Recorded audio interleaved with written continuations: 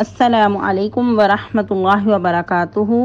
نحمدہ ونصلی علی رسولہ الکریم اما بعد۔ امید کرتے ہیں آپ تمام سسٹرز خیر و عافیت سے ہوں گی اور ایمان کی بہترین حالت میں ہوں گی۔ اللہ رب العزت سے دعا ہے آپ کی طرف ہر بڑھنے والا شر خیر میں بدل دے، آمین آمین۔ پیاری سسٹرز، ہم لوگ سورہ نساء آیہ مبارکہ 5 تک تفسیر اور آیہ مبارکہ 6 کی ٹرانسلیشن کر چکے تھے۔ آج نیکسٹ 2 آیہ مبارکہ کی ٹرانسلیشن کریں گے اور تفسیر کا لیسن آیہ مبارکہ 5 سے کنٹینیو کریں گے۔ ربی اشرح لی صدری ویسر لی امری واحلل عقدۃ من لسانی یفقہوا قولی اللہم بارک لنا فی اوقاتنا اللہم فقہنا فی الدین اللہم انی اسألک الہدی والتقی والعفاف والغنی اللہم الہمنی رشدی واعذنی من شر نفسی اعوذ باللہ من الشیطان الرجیم بسم اللہ الرحمن الرحیم۔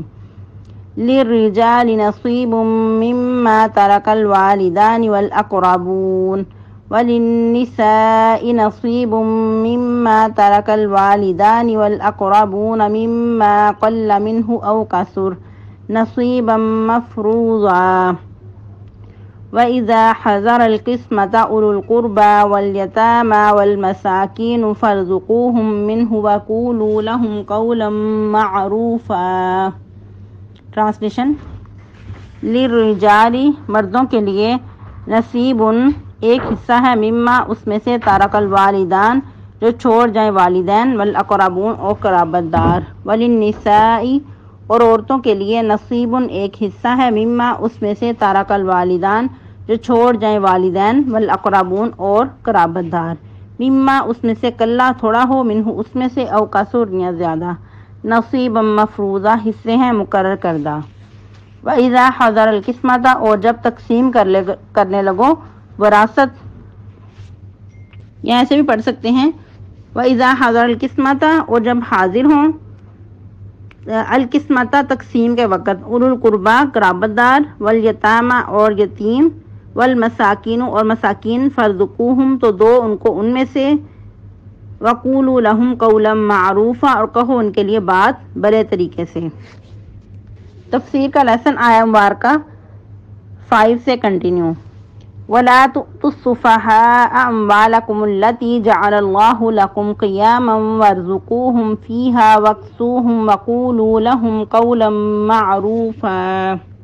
اس آیہ مبارکہ میں ہم پڑھ رہے تھے کہ اللہ رب العزت فرما رہے ہیں کہ جو نادان لوگ ہیں، جو بے سمجھ لوگ ہیں، ان کو مال ان کے حوالے نہ کرو، چاہے وہ یتیم کے مال اپنے ہوں یا پھر تمہارے مال ہوں، اور اس میں کوئی بھی شخص ہو سکتا ہے، یعنی کہ چھوٹے بچے بھی ہو سکتے ہیں، یا جو کوئی بڑا نادان ہے، بے سمجھ ہے، جو آپ کو لگتا ہے کہ مال بیجا اڑائے گا، اس کے اندر اتنی صلاحیت نہیں ہے کہ وہ مال کا اچھی طرح اس کو استعمال کر سکے، تو پھر ایسے لوگوں سے مال ان کے حوالے کرنے سے ایوائڈ کریں، چاہے وہ پیسہ ہو یا کوئی اور ایسی قیمتی چیز ہو۔ اور اس آیہ مبارکہ میں اور بہت ساری اہم باتوں کا پتہ چلتا ہے کہ جو عموماً چھوٹے بچے ہوتے ہیں یا جو بچے تھوڑے بڑے بھی ہو گئے ہیں، تو ان کو مال وافر مقدار میں نہیں دینا چاہیے، کیونکہ اس طرح بچوں کے اندر خود غرضی بھی آ جاتی ہے، اور جو انسانیت کی ہمدردی اور ایک دوسرے پہ اثار و قربانی کا جذبہ وہ بھی کم ہو جاتا ہے۔ البتہ بچوں کو تھوڑے بہت پیسے دیتے رہنا چاہیے تاکہ ان کو پیسہ استعمال کرنے کا اور اس کو سنبھالنے کا ہنر آئے، اور بچوں کو صدقہ کرنے کی اہمیت بھی بتاتے رہنا چاہیے تاکہ ان کے اندر صدقہ کرنے کی عادت پختہ ہو اور بچوں کے اندر اثار و قربانی کرنے کا بھی جذبہ پیدا ہو۔ اور اسی کے پیش نظر آپ سب اپنے اپنے گھروں میں ایک باکس رکھیں اور فجر کے فوراً بعد بچوں کو عادت ڈالیں کہ اس باکس میں لازمی آپ نے صدقہ کرنا ہے، یا پھر اسکول جاتے وقت ان کو اس بات پہ موٹیویٹ کریں کہ آپ لوگوں نے اسکول جانے سے پہلے صدقہ کر کے جانا ہے۔ یا پھر اگر آپ لوگ غرباء میں کچھ مال تقسیم کر رہے ہیں یا غرباء کو کچھ ان کی ہیلپ کر رہے ہیں، تو بچوں کے ہاتھوں سے دلوائیں تاکہ بچوں کو بھی شوق پیدا ہو، بچوں کو بھی اس بات کی موٹیویشن ملے۔ پھر مزید اس آیہ مبارکہ سے مال کی حفاظت کا بھی پتہ چلتا ہے جس طرح کہ ایک حدیث مبارکہ ہے، نبی صلی اللہ علیہ وسلم نے کیا فرمایا کہ اگر تم اپنی مال کی حفاظت میں یعنی کہ مارے بھی جاؤ تو شہادت کا رتبہ پاؤ گے۔ اس حدیث کے آپ کو یعنی کہ مفہوم بتایا گیا ہے مختصر، ورنہ حدیث تھوڑی سی لمبی ہے۔ مزید کیا فرمایا گیا کہ وہ جو مال اللہ نے تمہیں تمہاری قیام کا ذریعہ بنایا ہے اور رزق دو ان کو اس میں سے، یعنی کہ ان کو کھلاؤ پلاؤ، اچھا کھلاؤ پلاؤ۔ اور اگر کوئی یعنی کہ بیوی بچوں والا ہے تو اس کو بھی چاہیے کہ اپنے بچوں کو اچھا کھلائے پلائے، کیونکہ اپنے بچوں پہ خرچ کرنا بھی صدقے کا ثواب ہے۔ اور پھر کیا فرمایا کہ ان کو اس میں سے پہناؤ بھی،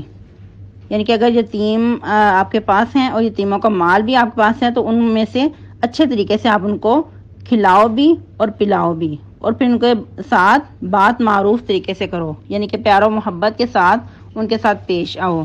اور اگر کہیں ڈانٹ ڈپٹ کرنے کی ضرورت پیش آتی ہے، سرزنش کرنے کی ضرورت پیش آتی ہے تو وہ بھی کر سکتے ہو، لیکن وہ بھی معروف کے مطابق، کیونکہ بچوں کی تربیت کے لیے بعض اوقات ان کو ڈانٹنا بھی پڑتا ہے۔ جس طرح کہ حج کے موقع پہ لڑائی جھگڑے سے منع کیا گیا ہے، لیکن اگر بچوں کی تربیت کے حوالے سے کچھ ان کو ڈانٹ ڈپٹ کی جائے تو وہ جائز ہے، اس پہ معاوضہ نہیں، نہ کوئی فدیہ نہ کوئی دم ہے۔ مزید آگے چلتے ہیں، وابتلوا الیتامى، اور پھر کیا فرمایا گیا کہ تم یتیم جو بچے ہیں ان کی آزمائش کرتے رہو، یعنی کہ ان کو وقتاً فوقتاً چیک کرتے رہو، یہاں تک کہ جب وہ بلوغت کو پہنچ جائیں یا پہنچ جائیں نکاح کی عمر کو۔ اب نکاح کی عمر کون سی ہے؟ بلوغت کی، کہ جب بچہ باشعور ہو جائے، تو اس کے بعد پھر بھی ان کی جانچ پڑتال کرتے رہو۔ فَإِنْ آنَسْتُم مِّنْهُمْ رُشْدًا، پس اگر تم ان کے اندر رشد و بلائی پاؤ، یعنی کہ اتنے وہ باشعور سمجھدار ہو چکے ہیں، تو پھر ان کے حوالے ان کے مال کرو۔ فَادْفَعُوا إِلَيْهِمْ أَمْوَالَهُمْ، تو ان کے حوالے ان کے مال کر دو۔ وَلَا تَأْكُلُوهَا إِسْرَافًا وَبِدَارًا، اور اس سے پہلے ایسا نہیں کہ تم ان کے مال جلدی سے یا زیادتی سے ان کے اسراف کرتے ہوئے کھا لو، کہ وہ اس سے پہلے کہ وہ بڑے نہ ہو جائیں، کہ بڑے ہو کر پھر اپنے مال کا مطالبہ کریں۔ ایسا نہ کرو، کیونکہ اللہ تعالیٰ تمہارے دلوں سے واقف ہیں کہ تم کس نیت سے ان کے مال سنبھالے ہوئے ہو، یا پھر تمہاری بدنیتی ہے اس میں، یا تم خیر خواہی کے ارادے سے وہ مال استعمال کر رہے ہو۔ مزید کیا فرمایا؟ وَمَنْ كَانَ غَنِيًّا، اور جو کوئی غنی ہے یعنی کہ مالدار ہے، فَلْيَسْتَعْفِفْ، تو چاہیے کہ وہ اس سے بچے، یعنی کہ وہ بھی مال جو یتیم کا ہے اس کو بالکل بھی استعمال نہ کرے۔ لیکن اس کے برعکس وَمَنْ كَانَ فَقِيرًا، اور جو کوئی ہے فقیر، فَلْيَأْكُلْ بِالْمَعْرُوفِ، تو چاہیے کہ وہ کھا لے معروف کے مطابق، دستور کے مطابق، معروف کے ساتھ۔ جیسا کہ ہم نے پہلے بھی پڑھا کہ یتیم کے جو مال ہوا کرتے تھے وہ بالکل الگ تھلگ رکھے جاتے تھے، اور اس طرح بہت مشکلات کا سامنا کرنا پڑتا تھا، اور بعض اوقات جب یتیم کے لیے کھانا بنایا جاتا تو وہ بچ جاتا، اس طرح وہ پھر پڑا خراب ہو جاتا۔ اس طرح بھی مال یتیم کا جو تھا وہ اس کا نقصان، اور جو یتیم کے سربراہ تھے ان کے لیے بھی مشکل۔ تو اس پہ اللہ تعالیٰ نے تخفیف کرتے ہوئے اتنی سہولت دے دی کہ تم ان کے مال اپنے مالوں کے ساتھ ملا لو، یعنی کہ ان کے مال اپنے کھانے کے ساتھ ملا کر ان کے لیے کھانا تیار کر لو۔ لیکن اس میں بھی ہر انسان خود کا اس کو پتہ ہوتا ہے کہ میں کس نیت سے کیا کر رہا ہوں، جیسا کہ اللہ رب العزت فرماتے ہیں بل الانسان علی نفسہ بصیرہ، بلکہ انسان اپنے آپ پر آپ گواہ کافی ہے۔ اور جس طرح کے مفہوم حدیث دی ہے کہ نبی صلی اللہ علیہ وسلم نے کیا فرمایا کہ اگر تمہیں فتویٰ لینا ہے تو اپنے دل سے فتویٰ لو۔ پھر نیکسٹ کیا فرمایا؟ ومن کان فقیرا، جو کوئی ہے ضرورت مند فقیر ہے، فلیأکل بالمعروف، تو چاہیے کہ اس کو کھا لے معروف کے مطابق،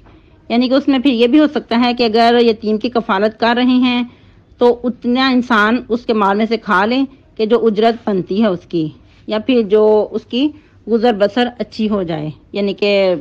وہ بھی ایک طرح سے اپنے پاؤں پہ کھڑا ہو جائے۔ ایک اور بات بہت اہم کہ اگر یتیم کے مال پہ زکوٰۃ بنتی ہے تو زکوٰۃ بھی لازمی ادا کرے گا اس کا سربراہ،